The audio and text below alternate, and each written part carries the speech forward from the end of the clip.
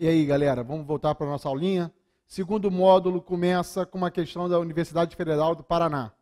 Depois você lê aí com calma, tá? Eu não vou ficar lendo para a gente não perder tempo. Mas a questão trata de greves, foram marcadas por uma série de greves nos centros urbanos do Brasil, início do 20.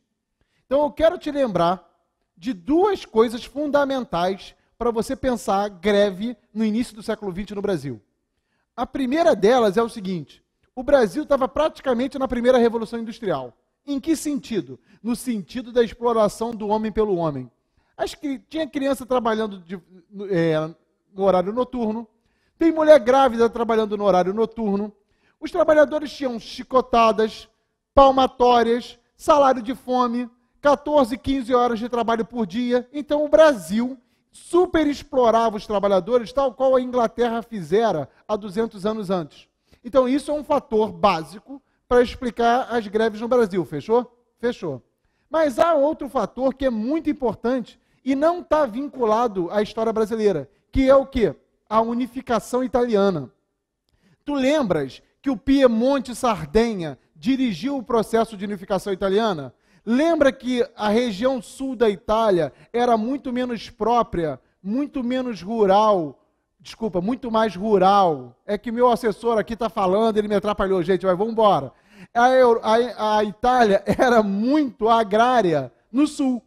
Como a Itália do sul era agrária e a do norte ela tinha um poder industrial bom, quando houve a unificação, o que aconteceu com as trocas comerciais? Elas se deram de forma mais acelerada. Quando as trocas comerciais se aceleraram, a Itália do Sul empobreceu frente à Itália do Norte. E os sulistas, muitos deles, emigraram para a América. E muitos desses vieram para o Brasil. Para qual Brasil? O Brasil do café. E aonde o Brasil está vivendo o processo de industrialização? Exatamente no eixo Rio-São Paulo, que é o Brasil do café.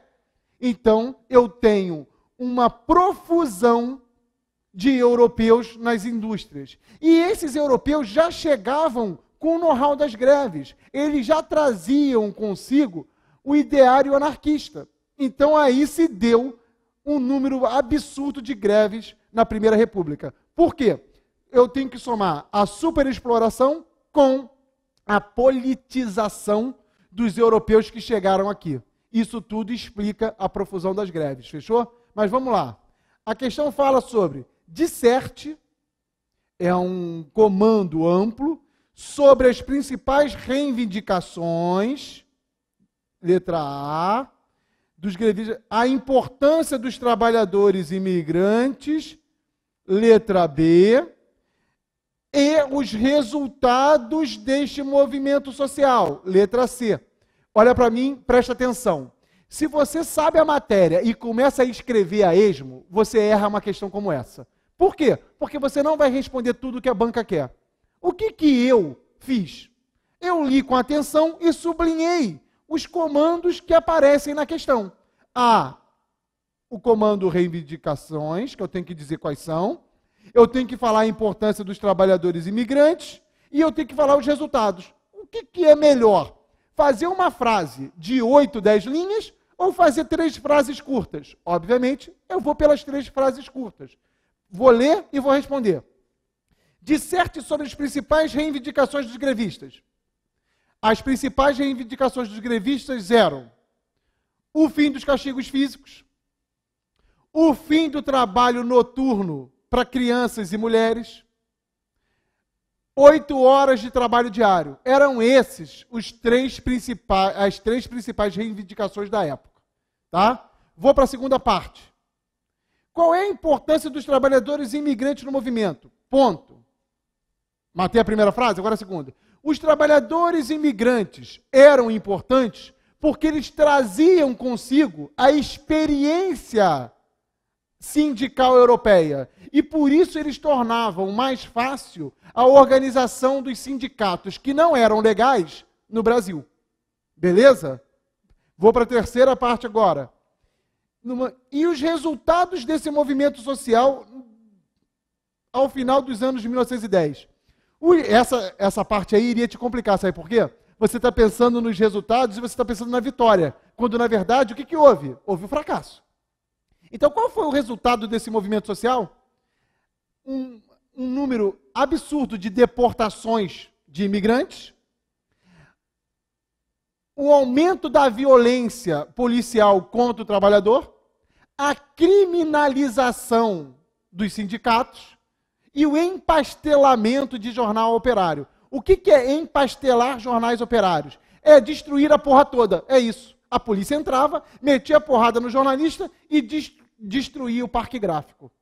Eu te dei 3 frases para matar uma questão grande. Quando você se deparar com uma questão grande, sublinhe os comandos e vá de frase em frase, matando cada um dos pontos pedidos pela banca, tá bom? Beleza, vou para a questão 6.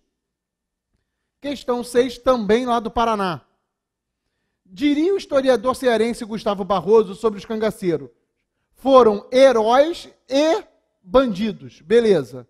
Aí, continua lendo aí na tua casa, eu não vou ler não, só vou ler a questão. Comente a ideia defendida pelo historiador explicando o contexto histórico dos cangaceiros ao final do 19 e explorando as diferentes interpretações conferidas. Então, o que eu tenho que fazer? 2 frases. Na primeira frase, eu vou explicar o contexto no qual nasceu o cangaço. Na segunda frase, eu vou explicar as diferentes interpretações conferidas. De novo, gente, para quem não me conhece, está aí pelo Brasil pensando, porra, o Márcio enche o saco com a forma. Se você não souber escrever, não adianta nada estudar. Existe um hiato muito grande, existe uma disparidade muito grande entre a expectativa da nota e a tua nota. Sabe por que existe essa expectativa, essa diferença grande? Porque as pessoas saem escrevendo a esmo. Chega em casa e fala, porra, mãe, arrebentei, vou tirar 10. Vem a nota 6. Ah, a banca corrigiu errado. Não, a banca não corrigiu errado. Você tangenciou a resposta, escreveu de mais, escreveu de menos. Então, sempre sublinhe os comandos. Tá limpo? E sempre coloque 2 ou mais frases se tiver mais de um comando na questão. Nessa aqui, vamos lá. Explique o contexto histórico da atuação dos bandos de cangaceiros do final do 19 até 1940. Qual é o contexto? Aonde tem o cangaço? O cangaço tem no sertão nordestino. No sertão nordestino, o que há? Concentração de renda. A concentração de renda ela é perversa por quê? Todo mundo deve saber. Porque ela gera miserabilização do não proprietário. E aí a segunda, que é a consequência da primeira, coronelização da política. Por que o coronel advém da miséria? Porque o miserável, ele fica refém das necessidades dele. E quem é, via de regra, que consegue suprir as necessidades do povo nordestino lá do sertão? É o Estado? Não, o Estado é ausente, correto? Então eu, que tenho um filho doente, no interior do Nordeste, eu vou pedir ajuda a quem? A um coronel. Quando o coronel ajuda meu filho, ele ajuda por caridade cristã? Não, ele ajuda por projeto político. Ele sabe que criando uma teia de dependentes, o poder dele como coronel cresce. Não é isso? Só que o cangaço reage a isso. Por que o cangaço reage a isso? Lá na Guerra do Paraguai, quando começou o processo de alistamento militar obrigatório, eu não queria ir para a guerra, certo? Para não ir para a guerra, o que eu fiz? Eu fugi para o sertão. Quando um grupo de homens se viu no sertão sozinho, eles se viram marginais, porque eles fugiram da ordem estabelecida para não irem para a guerra. E nesse processo, eles criaram grupos, e esses grupos criaram a economia de guerra. Que porra é essa? É o seguinte, eu e um grupo de pessoas que fugiu comigo da nossa cidade, sei lá, no Vale do Cariri, a gente se pôs para o sertão. Chegando no sertão, a gente estava com fome, com sono, com frio, com sede, e a gente se viu à noite. Um de nós, estou inventando agora, é uma ficção, um de nós lembrou que a 2 quilômetros de onde a gente estava, existia a fazenda do coronel tal. Ora, pois, o que a gente vai fazer? Ficar com fome ou atacar a fazenda do coronel tal? Atacar a fazenda do coronel tal, inclusive porque ele, num dado momento da vida dele, atacou um de nós. Sempre ocorria isso, correto? E aí, quando a gente atacou a fazenda do coronel, a gente descobriu que a vida na marginalidade poderia ser boa. Sabe por quê? Porque ela nos garantia a revanche, ela nos garantia o saque da casa do coronel e, portanto, nos garantia a viver melhor do que vivíamos antes. Está nascendo o cangaço. Por que o cangaço tem uma heroificação na memória popular? Por que o cangaceiro é benquisto quase sempre? Porque o cangaceiro traz com ele a redenção dos mais pobres frente aos mais fortes.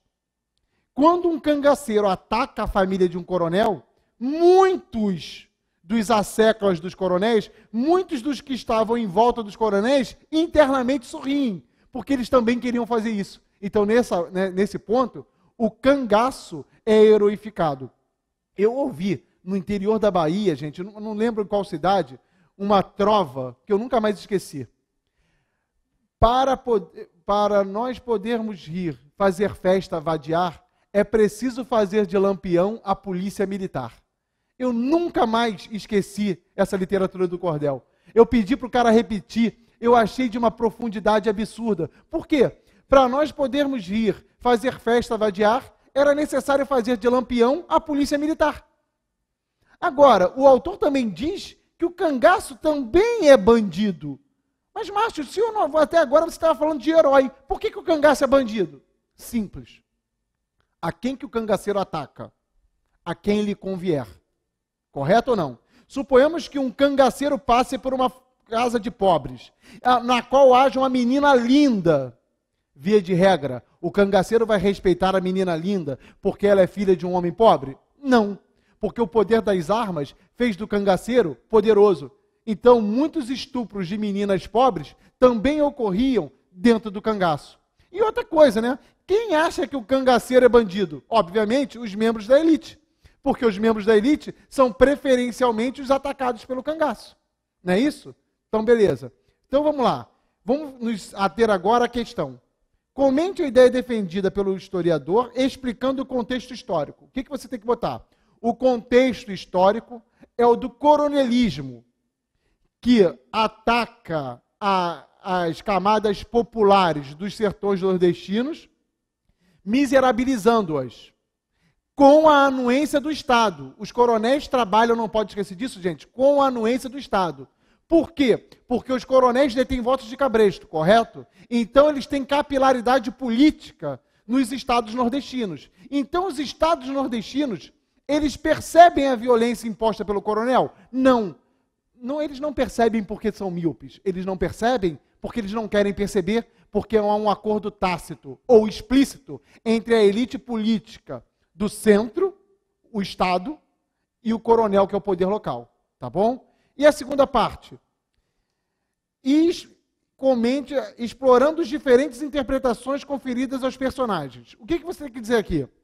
Que o cangaço aparece como herói via de regra no discurso popular, porque o cangaço resgata a felicidade, o amor próprio dos populares quando ataca o coronel que via de regra oprime o popular. E quando o cangaço aparece como bandido? No discurso das elites. No discurso das elites que são atacadas pelo cangaceiro. Fechamos? Tá ótimo? Beleza. Agora deixa eu lembrar uma coisa que também pode cair. Quando que nasceu o cangaço? Eu falei lá no início da minha explicação. O cangaço nasce no contexto da Guerra do Paraguai. Quando homens livres, vírgula, para fugirem do alistamento militar obrigatório, vírgula, iam para o sertão. Tá? Por que os homens ricos não fugiam do alistamento militar obrigatório? Alguém já respondeu aí em casa. Porque eu posso colocar o meu escravo no meu lugar no exército brasileiro. E o escravo gostaria de ir para a guerra, gente? Sim, porque o Pedro II prometeu a libertação dos escravos que voltassem da guerra. Então a elite brasileira não se preocupou com o alistamento militar obrigatório, porque via de regra ela não foi para a guerra. Ela colocava na guerra o seu escravo que também queria ir. Tá? E aí, já aproveitando porque Guerra do Paraguai é um assunto importante, lembra também de uma outra coisa. Se a elite brasileira não está no exército brasileiro, quem é que lidera o exército brasileiro? A classe média. Quem lidera o exército brasileiro é uma classe média branca, que quando volta da Guerra do Paraguai, ela volta heroificada pela vitória. Então, a Guerra do Paraguai produz um novo agente que é muito forte na política imperial, que é a classe média que compõe o oficialato do exército, tá? Quem não entendeu essa parada, dá uma pesquisada no livro, pergunta ao professor com o qual você está estudando. Mas não esqueça, 3 coisas importantes para a Guerra do Paraguai. O nascimento do movimento do cangaço, o crescimento de alforrias de escravos soldados que voltavam da guerra e o nascimento de um novo vetor político, que é a oficialidade do exército heroificada pela vitória na guerra. Tá bom? Beleza, vou para a questão 7. Tá? Questão 7 da Universidade Federal do Rio Grande do Norte. O historiador inglês Christopher Hill se notabilizou pelos estudos sobre a Revolução Inglesa do século XVII. Mudei completamente de assunto, galera. Inglaterra, século XVII. Inglaterra, século XVII, pode cair 2 coisas. Uma, Revolução, desculpa, escrevi errado, Revolução Puritana, aquela do Cromwell. Ou pode cair a Revolução Gloriosa, aquela que uniu a Câmara dos Lordes e a Câmara dos Comuns, tá? Vamos pensar aqui. Qual é a questão? Mencione e explique 2 mudanças que contribuíram para... Aqui, gente, não tem esse B aqui não, tá? Que contribuíram para a Inglaterra no início do século XVIII se tornar a maior potência mundial. O cara, a banca coloca ali um texto falando sobre o Christopher Hill e as revoluções inglesas do 17. E aí ele pergunta sobre o início do século XVIII. Por que ele fez isso? Porque a Inglaterra é uma potência no século XVIII exatamente porque ela agiu no século XVII. Ela agiu tanto no governo do Cromwell, lembra do Cromwell? Aquele cara que vai chegar ao poder na República Puritana, quanto depois da Revolução Gloriosa, quando a Inglaterra sepulta de vez o absolutismo monárquico, tá?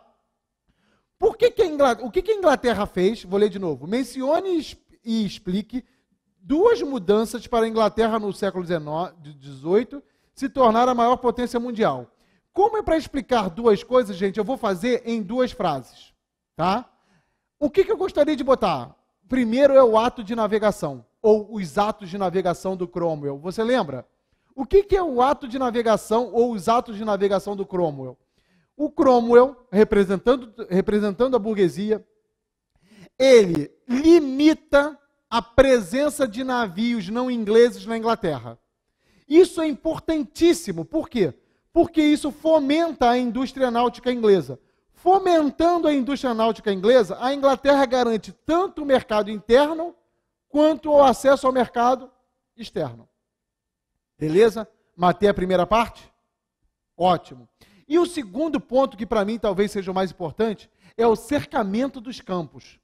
Tu lembras que a Inglaterra ela foi cercando os campos desde o século XV, mas acelerou demais depois da Revolução Puritana? O que é o cercamento dos campos? É o ataque à pequena propriedade, é o fim das florestas, tornando tudo grandes propriedades agrícolas. O nascimento da grande propriedade, desculpa, eu usei nascimento, não é o nascimento, é o crescimento do número de grandes propriedades na Inglaterra, fez com que a produção agrícola crescesse. Crescendo a produção agrícola, vai ter excedente de alimento. Havendo excedente de alimento, é possível fazer a cidade crescer. Então, eu te dei 2 respostas, porque preciso ter 2 frases. Na primeira, eu falei sobre os atos de navegação gerando acesso ao mercado interno e externo. E na segunda, eu falei sobre o cercamento dos campos, fazendo uma revolução agrícola que propiciasse um crescimento da produção de alimentos, que gerou a chance da cidade crescer. Tá limpo? Vamos para B. Justifique, ou seja, explique por que a Revolução Inglesa do 17, a Revolução Gloriosa, pode ser considerada um evento capital de todo o mundo ocidental contemporâneo. Simples. Essa é simples. Todo mundo sabe que a Revolução Gloriosa sepultou de vez o projeto absolutista monárquico inglês. Sepultando o projeto absolutista monárquico, o que eu estou fortalecendo? um mundo liberal. Cuidado que você pensou em democracia. O voto é censitário, bobão. Não é democracia, é liberalismo. Tá? Só que o liberalismo é um dos sustentáculos do mundo contemporâneo, concordam? Então, cuidado, não é democracia, é liberalismo. Vou ler de novo. Justifique porque a Revolução Inglesa do 17 pode ser considerada um evento capital do mundo ocidental contemporâneo. Resposta: porque ela sepultou o projeto absolutista monárquico, criando uma grande potência liberal que vai servir de modelo aos outros liberalismos europeus. Vou para o terceiro módulo.